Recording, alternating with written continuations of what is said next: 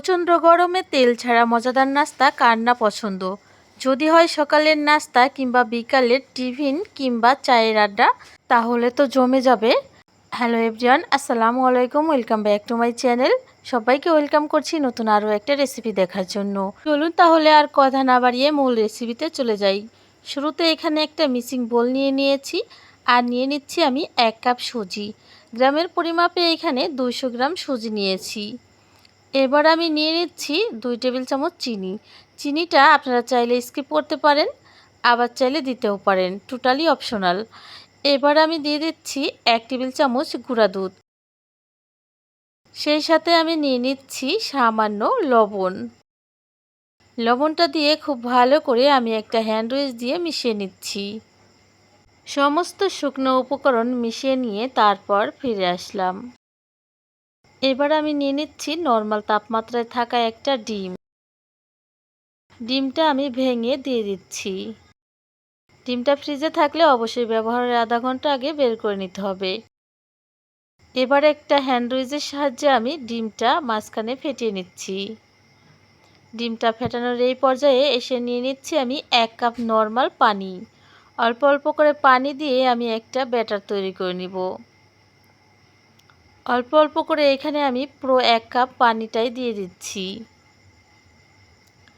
সুজিটা খুব ভালো করে মেশানো হয়ে গেলে এবার এই সুজিটা আমি একটা ঢাকনা দিয়ে রেস্টে রেখে দিচ্ছি প্রায় 10 মিনিটের মতো। অবশ্যই সুজিটা রেস্টে রাখতে হবে। ফিরে আসলাম 10 মিনিট পর। এবার আমি একটা চামচের সাহায্যে আপনাদেরকে দেখিয়ে দিচ্ছি সুজিটা আগের তুলনায় কতটা ফুলে ডাবল হয়ে গেছে। এবার আমি নিয়ে নিচ্ছি আটা। আপনারা চাইলে এখানে ময়দা নিতে পারেন। এখানে আমি 1/2 কাপ আটা নিয়ে নিচ্ছি। যে পরিমাণ সুজি ব্যবহার করেছি তার অর্ধেকটা আমি আটা ব্যবহার করছি। এবার আমি হ্যান্ড উইচ দিয়ে খুব ভালো করে মিশিয়ে নেব। হ্যান্ড উইচ দিয়ে ঠিক এইভাবে ঘুরিয়ে ঘুরিয়ে মিশিয়ে নিতে হবে, এতে করে সময়টা কম লাগবে, খুব দ্রুত মিশানো হয়ে যাবে।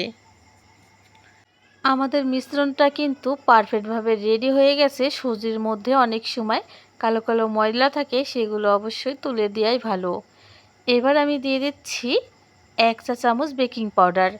এখানে কিন্তু বেকিং পাউডারটাই দিতে হবে, খাবার সোডাটা দিলে কিন্তু জালিদার হবে না, সেক্ষেত্রে ফ্লাফি ফ্লাফি হবে। তো বন্ধুরা, এখানে আমি আরও একটু পানি মিশিয়ে দিচ্ছি, যেহেতু সুজির ব্যাটারটা অনেক বেশি ঘন। আমি এখানে আরও 1/2 কাপের মতো নর্মাল পানি অ্যাড করে দিলাম। অল্প অল্প করে পানি দিয়ে আমি আমাদের পিঠার জন্য পারফেক্ট একটা ব্যাটার তৈরি করে নিলাম। তো আমাদের ব্যাটারের ঘনত্বটা ঠিক কেমন অবশ্যই আমি আপনাদের দেখিয়ে দেব। এবার আমি একটা ছোট হাতা নিয়ে নিচ্ছি। হাতা দিয়ে আপনাদের দেখিয়ে দিচ্ছি ব্যাটারের ঘনত্বটা ঠিক কেমন।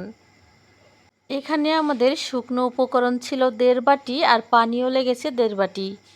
এবার আমি চলে যাচ্ছি পরবর্তী স্টেপে। চুলায় একটা প্যান বসিয়ে দিচ্ছি, তার মধ্যে দিয়ে দিচ্ছি খুবই সামান্য তেল। এই তেলটা এখানে ইউজ করছি শুধুমাত্র প্যানটা তেলতেলে করার জন্য। এতে করে সম্পূর্ণ নাস্তা খুব সহজেই তোলা যাবে, কোনো একটা পিঠাও প্যানের সাথে লেগে যাবে না। একটা টিস্যু দিয়ে আমি সম্পূর্ণ তেলটা পুরো প্যানের মধ্যে ছড়িয়ে দিলাম। এবার আমি 1 হাতা ব্যাটার তুলে খুব সামান্য করে ব্যাটার ঠিক এইভাবে দিয়ে দেব। আপনারা চাইলে বড় ছোট যে কোনোভাবেই তৈরি করতে পারেন।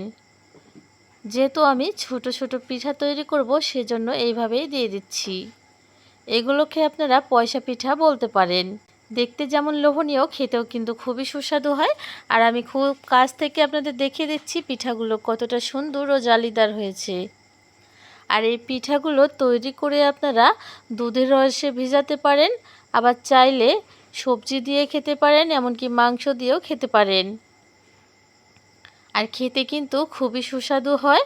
আর নাস্তাগুলো দেখতে কিন্তু খুবই কিউট কিউট হয়। ছোট থেকে বড় সবাই কিন্তু অনেক বেশি পছন্দ করবে। আর এক এক করে সেম প্রসেসে কিন্তু সবগুলো পিঠাই এইভাবেই তৈরি করে নেব। দেখেই বুঝতে পারছেন পিঠাগুলো দেখতে কতটা সুন্দর ও লোভনীয় হয়েছে। আপনাদের বোঝানোর সুবিধার্থে আমি আরও এক ব্যাচ নাস্তা দিয়ে দেখিয়ে দিচ্ছি, ঠিক কিভাবে দিলে আপনারা এই পিঠাগুলো খুব সহজে তৈরি করতে পারেন। ঠিক এক এক করে সেম প্রসেসে সবগুলো পিঠাই এভাবে তৈরি করে নিতে হবে। বেশ কিছুক্ষণ অপেক্ষা করলেই কিন্তু ঝটপট এই পিঠাগুলো তৈরি হয়ে যাবে। আর চুলার আঁচটাও অবশ্যই মাঝারি হিটে রাখতে হবে, একেবারে কম কিংবা বেশি দেওয়া যাবে না। তো বন্ধুরা, ঝটপট এই পিঠাগুলো আপনাদের কেমন লেগেছে অবশ্যই কমেন্ট করে জানাতে ভুলবেন না। সকালের নাস্তা কিংবা বিকালের আড্ডায় এই পিঠাগুলো আপনারা তৈরি করে নিতে পারেন। আর যে সকল বাচ্চারা একদমই খাবার খেতে চায় না, তাদের সামনে কিন্তু এই ধরনের কিউট কিউট পিঠা তৈরি করে দিতে পারেন। তারা কিন্তু খুব সহজেই খেয়ে নিবে আর পছন্দ করে খাবে। একবার তৈরি করে দিলে বারবার তৈরি করার রিকোয়েস্ট আসবে। একবার হলেও রেসিপিটা ট্রাই করে কমেন্ট করে জানাতে ভুলবেন না কেমন লেগেছে। আজ এখানে বিদায় নিচ্ছি। আল্লাহ হাফেজ, আসসালামু আলাইকুম।